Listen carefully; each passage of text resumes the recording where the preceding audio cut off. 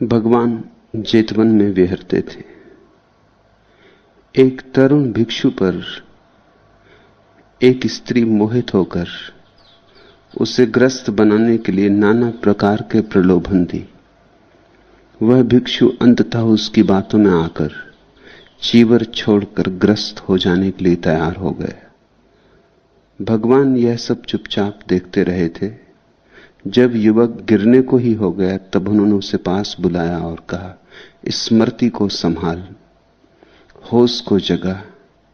पागल, ऐसे ही तो पूर्व में भी तू गिरा है और बार बार पछताया है। अब फिर वही भूलों से कुछ सीख, स्मृति को संभाल। और तब उन्होंने यह दो गाथाएं कहीं। वितक्कूप मथितस्य जंतुनो तीव्र रागस शुभानुपस्सिनो भियो तण्हा पवडति ऐसो खो दलहम करोति बंधनम वितक्कूप पस्मे चयो रतो अशुभम भावयति सदा सतो ऐसखो व्यांति काहिनी ऐसच्छेति मार बंधनम। जो मनुष्य संदेह से मथित है और तीव्र राग से युक्त है, शुभ ही शुभ देखने वाला है, उसकी तृष्णा और भी बढ़ती और वह अपने लिए और भी दृढ़ बंधन बनाता है। जो मनुष्य संदेह के शांत हो जाने में रत है, सदा सचेत रहकर जो अशुभ की भावना करता है, वह मार के बंधन को छिन्न करेगा और तृष्णा का विनाश करेगा। इसके पहले कि हम गाथाओं में उतरें, इस परिस्थिति को ठीक से समझ लें। ये परिस्थितियां मनुष्य के मन की ही परिस्थितियां हैं। इन परिस्थितियों में मनुष्य के मन में उठने वाले संवेगों का ही विश्लेषण है। एक तरुण भिक्षु पर एक स्त्री मोहित हो गई। ऐसा अक्सर हो जाता है। जितना दुर्लभ हो व्यक्ति, उतना ही आकर्षक हो जाता है। संन्यस्त व्यक्ति अक्सर आकर्षण का कारण बन जाता है। स्त्रियों के पीछे तुम भागो तो वे तुमसे बचती, तुम स्त्रियों से भागो तो वे तुम्हारा पीछा करती। यही बात पुरुष के संबंध में भी सच है। स्त्री अगर पुरुष से भागने लगे तो पुरुष उसका पीछा करता है। स्त्री अगर पुरुष के पीछे चलने लगे तो पुरुष उससे भागने लगता है। मनुष्य का मन बड़े द्वंद्व से भरा है। एक हमेशा पीछा करेगा और एक हमेशा भागता हुआ रहेगा। ऐसे आकर्षण कायम रहता है। प्रकृति की बड़ी गहन रचना है। जो मिल जाए उसमें आकर्षण समाप्त हो जाता है, जो न मिले तो आकर्षण बना रहता है। स्त्रियों का आकर्षण उसी मात्रा में ज्यादा होगा जिस मात्रा में उनका पाना कठिन हो। पुरुषों का आकर्षण भी उसी मात्रा में ज्यादा होगा जिस मात्रा में उन तक पहुंचना करीब करीब असंभव हो।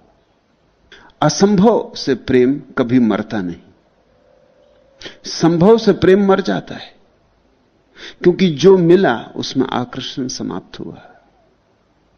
जो न मिले उसमें ही आकर्षण होता है। संन्यस्त व्यक्ति अक्सर सदियों से स्त्रियों का आकर्षण हो गए। इस भिक्षु पर, युवा भिक्षु पर एक स्त्री मोहित हो गई और सन्यासी पर मोहित हो जाने का एक कारण अन्य भी है। सन्यास में एक तरह का सौंदर्य है जो संसारी में नहीं हो सकता। संसार को छोड़ के जो हटता है, उसके संसार को छोड़ के हटने में ही वह विशिष्ट हो गया, असाधारण हो गया। जो ध्यान में लगता है उसके भीतर एक प्रसाद का जन्म होता है। एक तो देह सौंदर्य का है, एक देह से पार सौंदर्य और भी है, आत्मा का सौंदर्य है। और जिसकी आत्मा का सौंदर्य थोड़ा सा भी खिलने लगे उसकी देह कुरूप भी हो तो भी कुरूप मालूम नहीं होगी। जैसे बुझा दिया तो तुम्हें दिया दिखाई पड़ता है, फिर जल गया दिया, ज्योतिर्मय हो गया तो ज्योति दिखाई पड़ने लगती, फिर दिए को कौन देखता है? फिर दिया सुंदर है या नहीं यह बात गौण हो जाती। दिया सुंदर है या नहीं तब तक बात बड़ी महत्वपूर्ण रहती जब तक दिया बुझा हो, क्योंकि दिया ही है और तो कुछ है ही नहीं। जैसे ही दिया जला, ज्योति का अवतरण हुआ, अब कौन दिए की चिंता करता है?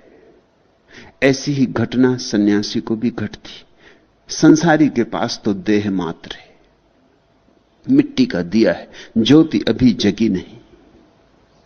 सन्यासी की ज्योति जगनी शुरू होती, उस ज्योति के अवतरण पर दिया गौण हो जाता है। महत्वपूर्ण आ गया तो स्वभावतः जो गैर महत्वपूर्ण है गौण हो गया। मालिक आ जाए तो नौकर गौण हो जाता है, मालिक न हो तो नौकर ही मालिक जैसा मालूम पड़ता है। सन्यास में एक आकर्षण और भी है, इसलिए भीतर का आकर्षण है। सन्यासी एक आंतरिक सौंदर्य से दीप्त हो जाता है, एक आभा मंडल उसे घेर लेता है। और ध्यान रहे, जैसा मैं निरंतर तुमसे कहा हूं, मनुष्य वस्तुतः शाश्वत की खोज में ही प्रेम में पड़ता है। तुम जब किसी स्त्री के प्रेम में पड़ते या किसी पुरुष के प्रेम में पड़ते तो ऊपर से तो ऐसा ही दिखता है कि इस स्त्री के प्रेम में पड़ रहे, इस पुरुष के प्रेम में पड़ रहे, लेकिन अगर ठीक विश्लेषण करो अपनी मनोदशा का तो तुम्हें इस स्त्री में कुछ शाश्वत की झलक मिली, इसलिए इस पुरुष में तुम्हें सनातन का कोई स्वर सुनाई पड़ा, इसलिए इस स्त्री की आंखों में तुम्हें कुछ बात दिखाई पड़ी जो आंखों के पार की है, इसके सौंदर्य में भनक मिली तुम्हें परमात्मा की। तो संसारी में तो बहुत धीमी ध्वनि होती परमात्मा की, हजार परतों में दबी होती। सन्यासी का अर्थ यही कि जिसने परतें उघाड़नी शुरू कर दी और जिसका संगीत धीरे धीरे प्रगाढ़ होने लगा, उसके पास जाओगे तो उसके अंतरतम के संगीत में मोहित हो ही जाओगे। यह बिल्कुल स्वाभाविक है, क्योंकि मनुष्य का प्रेम वस्तुतः परमात्मा के लिए है। जब तुम किसी के देह में भी उलझ जाते हो तब भी तुम परमात्मा की ही खोज में उलझते हो, इसलिए हर बार देह में उलझ के पछताते हो, क्योंकि जो सोचा था वह तो मिलता नहीं और जो मिलता है वह सोचा नहीं था। सोचा तो था कि विराट मिलेगा, कम से कम विराट का द्वार मिलेगा, लेकिन जो मिलता है वो दीवार है, जो मिलता है वो क्षणभंगुर है। जब तुम फूल के सौंदर्य में अवाक खड़े रह जाते हो तब ये क्षणभंगुर फूल के सौंदर्य में तुम अवाक नहीं हुए हो। इस क्षणभंगुर में कोई किरण दिखाई पड़ी है जो क्षणभंगुर नहीं। इस क्षणभंगुर पर कोई आभा उतरी जो अनंत है, शाश्वत है। यह क्षणभंगुर उस शाश्वत आभा से दीप्त हो उठा है, इसलिए क्षणभंगुर में भी आकर्षण है। आभा उड़ जाएगी, सांझ फूल गिर जाएगा झरके धूल में, फिर तुम इसे प्रेम ना करोगे।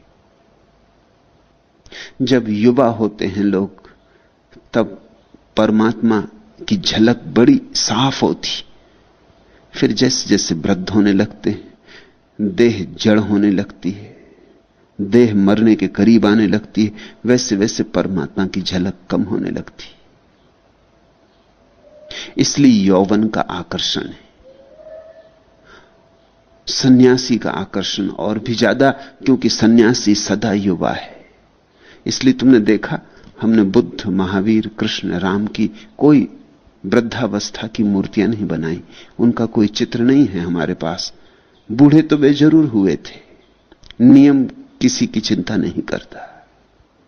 राम भी बूढ़े हुए, कृष्ण भी बूढ़े हुए, बुद्ध और महावीर भी बूढ़े हुए, लेकिन हमने उनके बुढ़ापे के चित्र नहीं बनाए, क्योंकि हमने उनमें पाया कि क्षणभंगुर गौण था, शाश्वत प्रधान था। हमने उनमें एक ऐसा यौवन देखा जो कभी कुम्हलाता नहीं। हमने उनकी देह की चिंता नहीं की, क्योंकि दिए की कौन फिक्र करता है जब रोशनी उतर आए। हमने उनके भीतर की रोशनी की फिक्र की। साधारण जन के पास तो रोशनी नहीं, दिया ही सब कुछ है। इसे तुम ख्याल करना। इस तथ्य के तुम करीब कई बार आओगे। सन्यासी में जो तुम्हें आकर्षण मालूम होता है, उसके प्रति झुक जाने का जो भाव होता है, उसके प्रेम में पक जाने की जो आकांक्षा होती है, वो इसीलिए है। क्षुद्र कारण चाहे दिखाई पड़ते हो, लेकिन हर क्षुद्रता के भीतर विराट छुपा है। अगर कण कण में परमात्मा है तो क्षुद्रता में भी विराट है।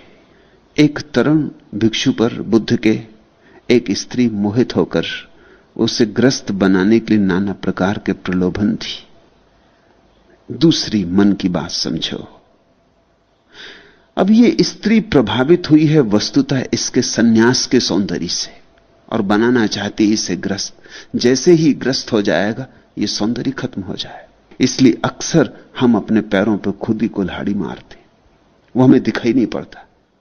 हम वही कर लेते हैं जिससे हमारा बनाया हुआ मंदिर गिर जाएगा।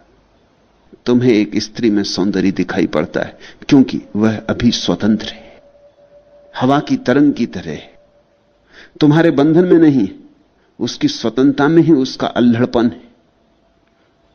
फिर तुमने उसको बांधा विवाह में, कानून में, घर में लाके बंद कर दिया।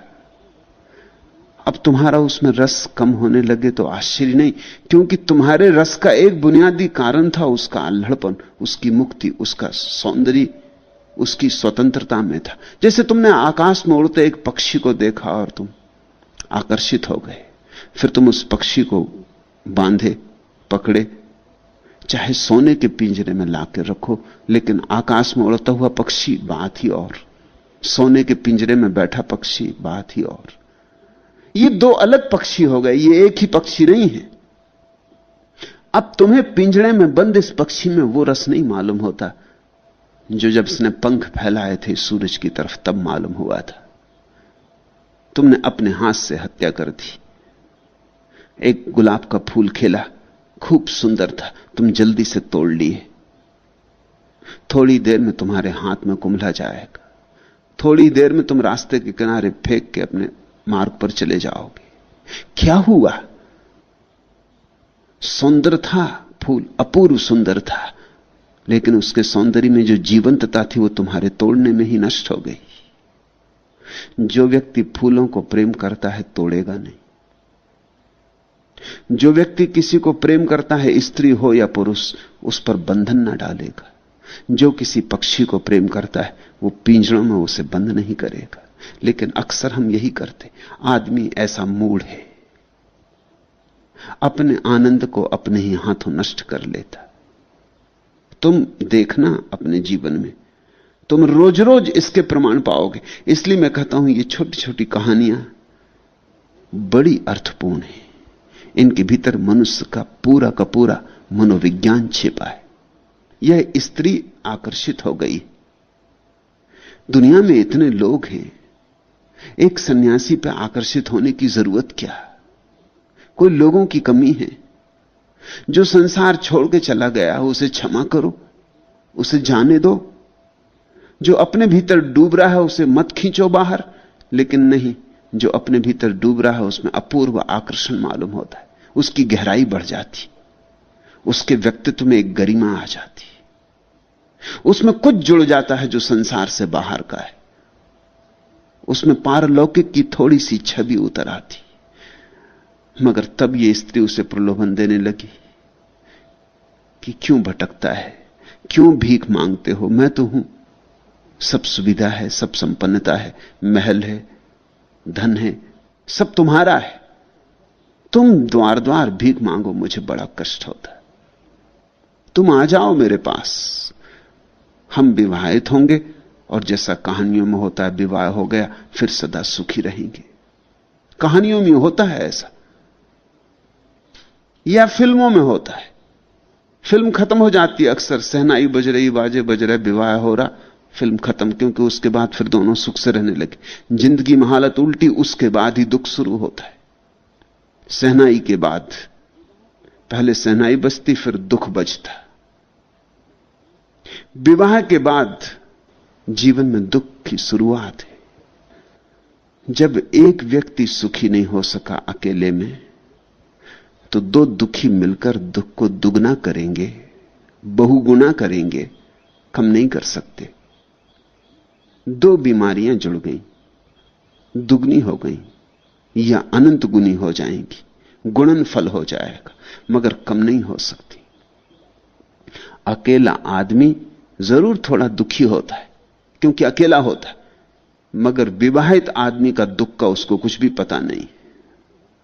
सभी विवाहित लोग पछताते हैं कि अकेले ही क्यों न रह गए, मगर अब बड़ी देर हो चुकी, अब अकेले होने का उपाय नहीं।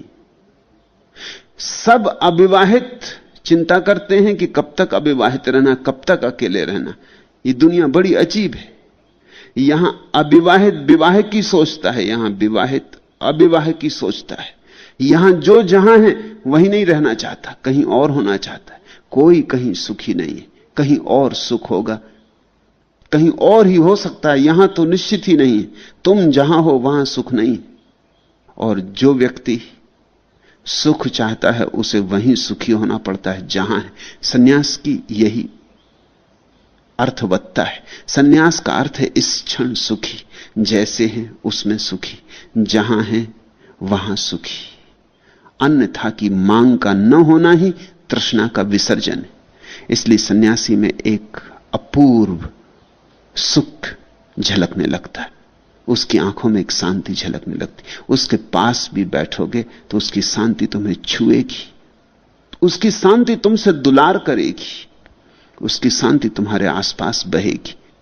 ये स्त्री इस सन्यासी के मोह में पड़ गई, उसे सब तरह के प्रलोभन देने लगी। धन था उसके पास, पद था उसके पास, महल था उसके पास। वो कहती होगी कि तुम्हें मैं इतना प्रेम करती, तुम्हारे पैर दबाऊंगी, तुम मेरे मालिक, तुम मेरे स्वामी, तुम क्यों भीख मांगो, क्यों नंगे पैर रास्तों पे भटको, ये महल तुम्हारा, ये सब तुम्हारा, तुम यहां आ जाओ। जैसे कोई पक्षी को, खुले आकाश के पक्षी को कहे इस पिंजरे में सब सुविधा है, यहां कभी भूखे ना मरोगे, रोज रोज खोजने भोजन को जाना ना पड़ेगा। और फिर देखते हो सोने का पिंजरा है, फिर देखते हो इस पे हीरे जवाहरात जड़े। ऐसा पिंजरा दुनिया में दूसरा नहीं, तुम आ जाओ भीतर, मुझे द्वार बंद कर देने दो। एक बार तुम इसमें आ गए, तुम सदा निश्चिंत रहोगे, सुरक्षित रहोगे। इस पिंजरे का बीमा कराया हुआ है। और शायद पक्षियों में भी आदमी जैसी बुद्धि होती तो वे भी स्वीकार कर लेते। वे अपने से स्वीकार नहीं करते, जबरदस्ती उन्हें पिंजरे में बंद कर दो एक बात। लेकिन आदमी बुद्धिमान है, आदमी सोचता हजार बातें। इस युवक ने सोचा होगा आज तो जवान हूं तो भीख मांग लेता, कल बूढ़ा हो जाऊंगा फिर।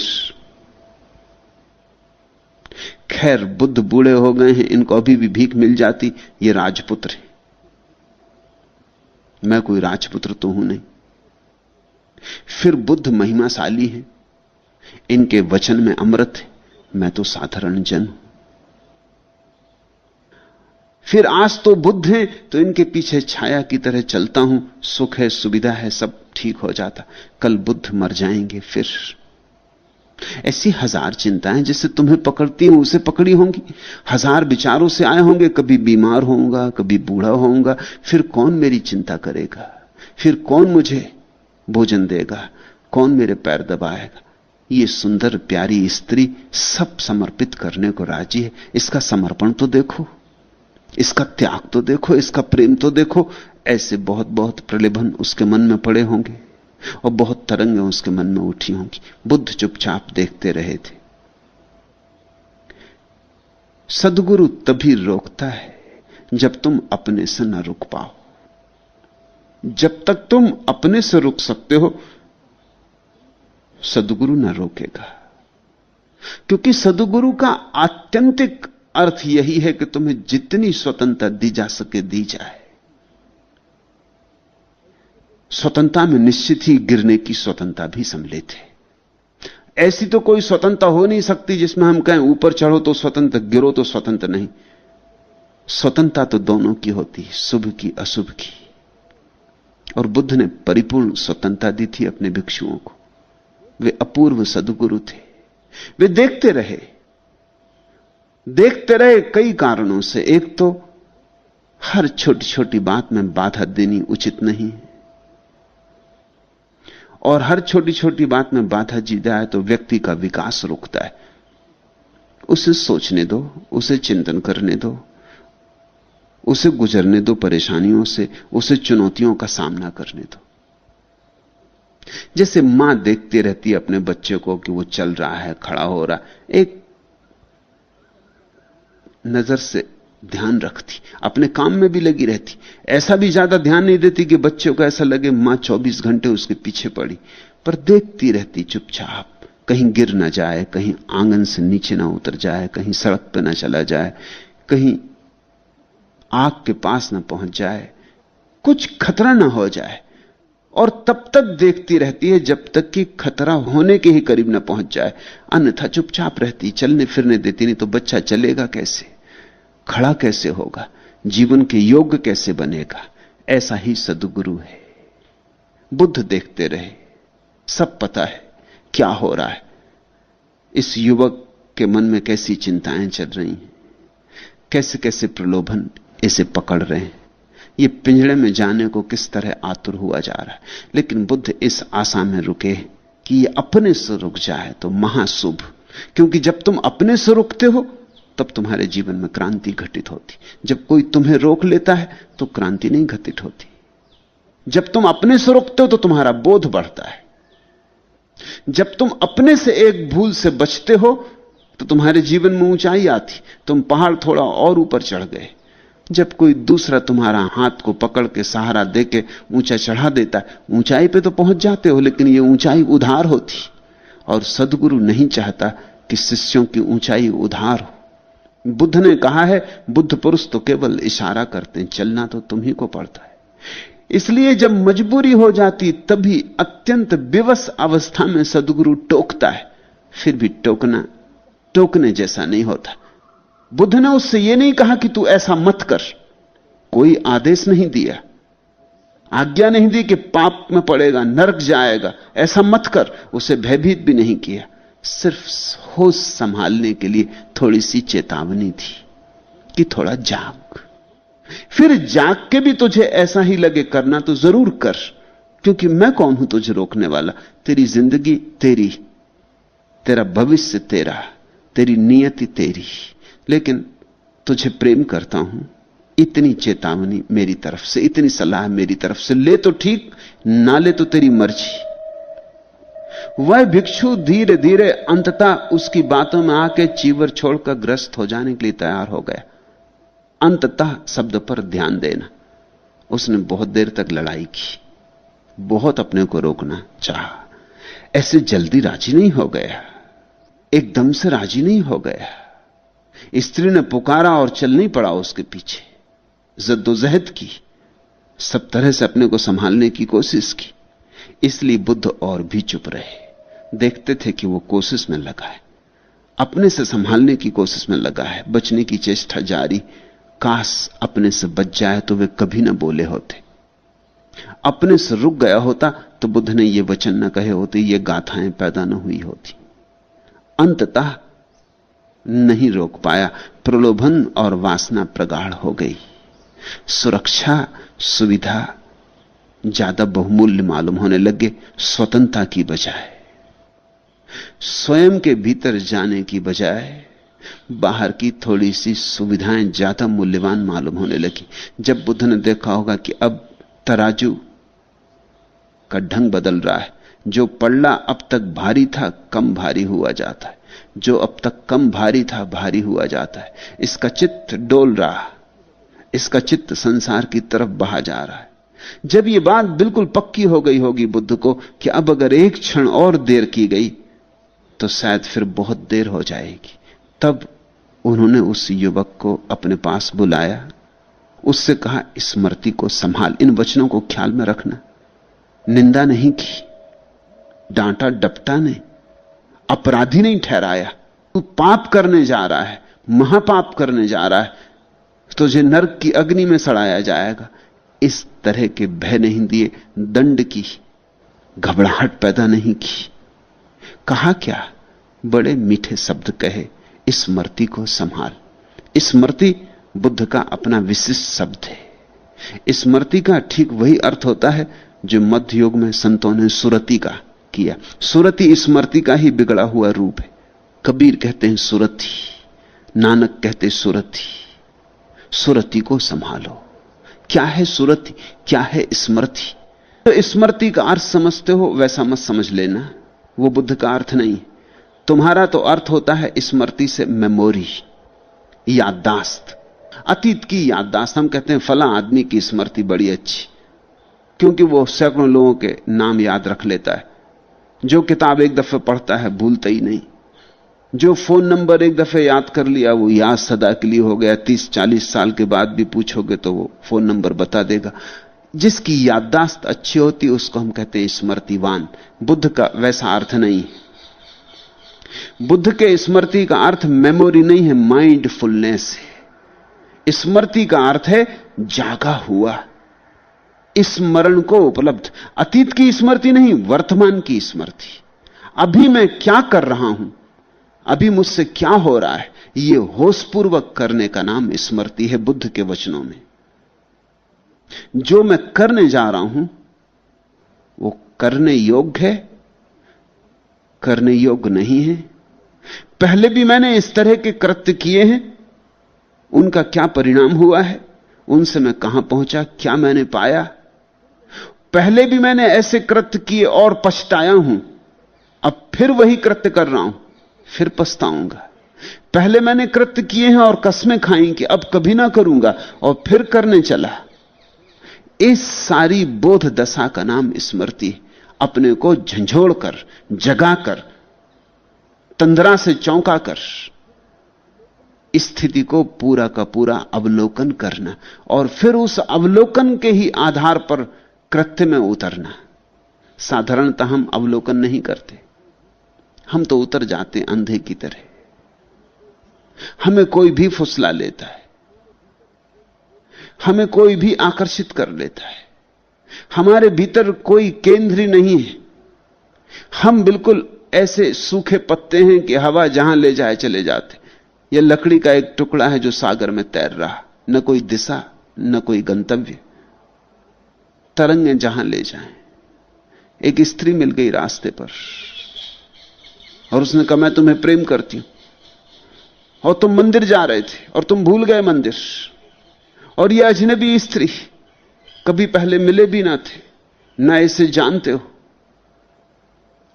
और एक क्षण में लोभ पकड़ा, वासना पकड़ी, तुम एक अंधेरे में खो गए, तुम्हारी स्मृति धुंधली हो गई। बुद्ध ने कहा स्मृति को संभाल, होश को जगा। पागल, पापी नहीं कहा बुद्ध ने, कहा पागल। फर्क समझना। साधारणतः तुम्हारे धर्मगुरु कहेंगे पापी। पापी में निंदा हो गई, अपमान हो गया। निंदा और अपमान से कहीं कोई रूपांतरित होता है। बुद्ध ने कहा पागल। पागल सार्थक शब्द है। पागल का अर्थ है यही तो तू पहले भी किया, बहुत बार किया, फिर करने लगा। पापी का क्या अर्थ है? मूर्छित आदमी को क्या पापी कहना? बुद्ध गाली नहीं देते, बुद्ध चिकित्सक हैं, उपचार करते, उपाय करते। अब बीमार आदमी को पापी कहने से क्या फायदा? बीमार आदमी को उसकी बीमारी के बाहर लाना है, उसको हाथ का सहारा चाहिए। शायद पापी कहने से तो तुम्हारे उसके बीच दूरी बढ़ जाएगी, फिर तुम्हारा हाथ भी दूर हो जाएगा, और शायद पापी कहने से उसके अहंकार को तुम ऐसी चोट पहुंचा दोगे कि वो उसके प्रतिकार लेने के लिए वही कर लेगा जिसको तुम चाहते थे कि ना करे। सोच समझ के एक एक शब्द का उपयोग करना चाहिए। बुद्ध तो एक एक शब्द होशपूर्वक बोलते हैं।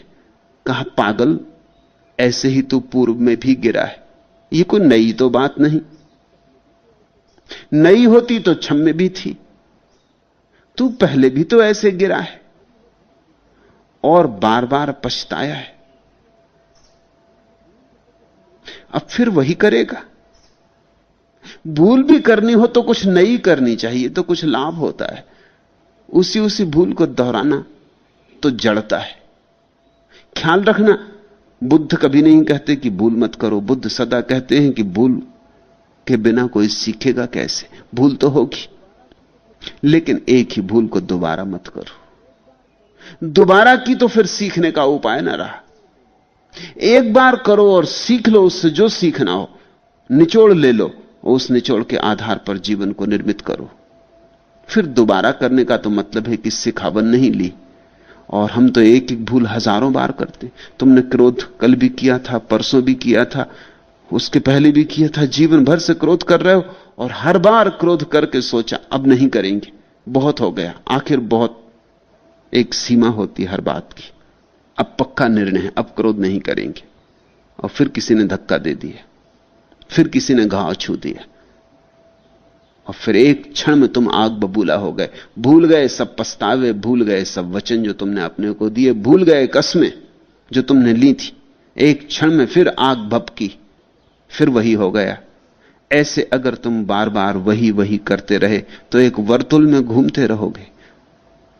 तुम्हारा जीवन रूपांतरित कैसे होगा, क्रांति कैसे घटेगी? तो बुद्ध ने कहा, पागल, ऐसे तो तू पूर्व में भी गिरा और बार बार पछताया, फिर वही, अब फिर वही। भूलों से सीख, स्मृति को संभाल। सुनते हो इन प्यारे वचनों को? इनमें कहीं निंदा नहीं, इनमें सहारे के लिए बढ़ाया गया हाथ है, इसमें जागरण के लिए पुकार है। कहीं कोई अपमान नहीं, कहीं कोई नरक का भय नहीं, और कहीं कोई स्वर्ग का प्रलोभन नहीं। मुसलमान फकीर स्त्री हुई राबिया, एक बार लोगों ने देखा कि वो रास्ते पे भागी जा रही, एक हाथ में उसने मसाल ले रखी जलती हुई, और दूसरे हाथ में एक पानी से भरा हुआ घड़ा ले रखा है। लोग पूछने लगे, राबिया क्या पागल हो गई? बाजार में ये मसाल और पानी का भरा घड़ा लेके कहां जा रही हो? उसने कहा, मैं उस धर्म को आग लगाने जा रही हूं जो स्वर्ग का आश्वासन देता है। मैं स्वर्ग को आग लगा देना चाहती हूं और नरक को पानी में डुबा देना चाहती हूं, क्योंकि धर्म लोभ दे स्वर्ग का और भय दे नरक का, तो धर्म ही ना रहा। यह तो राजनीति हो गई, यह तो बड़ी क्षुद्र राजनीति हो गई। लेकिन यही तुम्हारे तथाकथित धर्म कर रहे हैं। बुद्ध ने यह नहीं किया। बुद्ध ने सिर्फ इतना ही कहा, संभल जाओ। संभलने में सुख है निश्चित, गिरने में दुख है निश्चित, लेकिन परिणाम की तरह नहीं। संभलने में सुख है, संभलने का स्वभाव सुख है, और गिरने में दुख है, गिरने में चोट लगती, गिरने का स्वभाव दुख है। ऐसा नहीं कि गिरोगे तो फिर कभी तुम्हें दुख मिलेगा भविष्य में, किसी जन्म में, और अभी होश संभालोगे तो किसी भविष्य में स्वर्ग जाओगे। ये तो हद हो गई पागलपन की। लेकिन इसी तरह की बातें कही गई। अभी आग में हाथ डालोगे, अगले जन्म में जलोगे, ये क्या बात हुई? अभी हाथ डालोगे, इसी हाथ के डालने में जलना हो जाए। अभी फूल छुओगे, अभी हाथ में सुगंध आ जाएगी। ऐसा ही है जीवन। जीवन नगद है, उधार नहीं। और सब तुम्हारे नरक और स्वर्ग उधार है, कल्पित मालूम होते, वास्तविक नहीं मालूम होते। वस्तुतः तो यही सत्य है।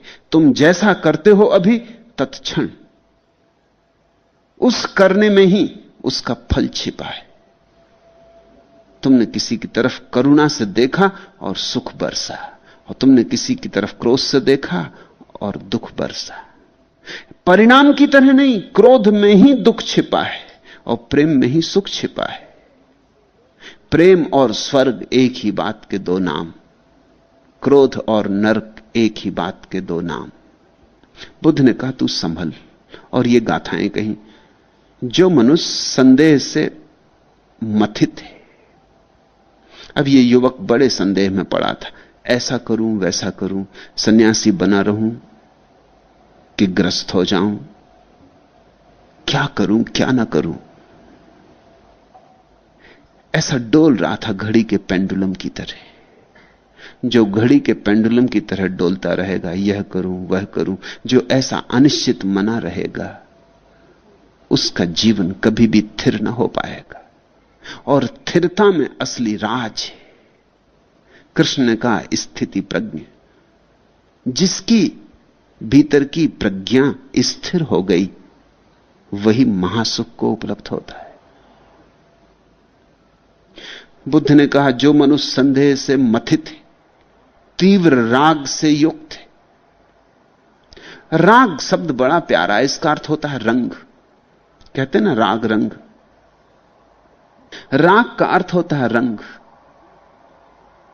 जिसकी आंखों पर रंग चढ़ा है वो जिंदगी को वैसा नहीं देख पाता जैसी जिंदगी है।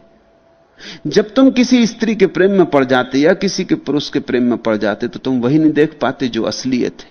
तुम वह देखने लगते हो जो तुम कल्पना करते हो कि होना चाहिए। रंग पड़ गया आंख पर, और जब रंग पड़ जाता तो कुछ का कुछ दिखाई पड़ता है।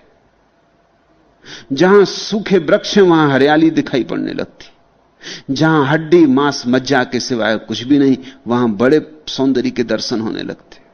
जहां सब तरह की गंदगी भरी है वहां तुम कल्पित करने लगते हो सुगंध। तथ्य दिखाई नहीं पड़ते। फिर तुम्हारे सपने तथ्यों पर हावी हो जाते। तो बुद्ध ने कहा जो तीव्र राग से युक्त है, शुभ ही शुभ देखने वाला है।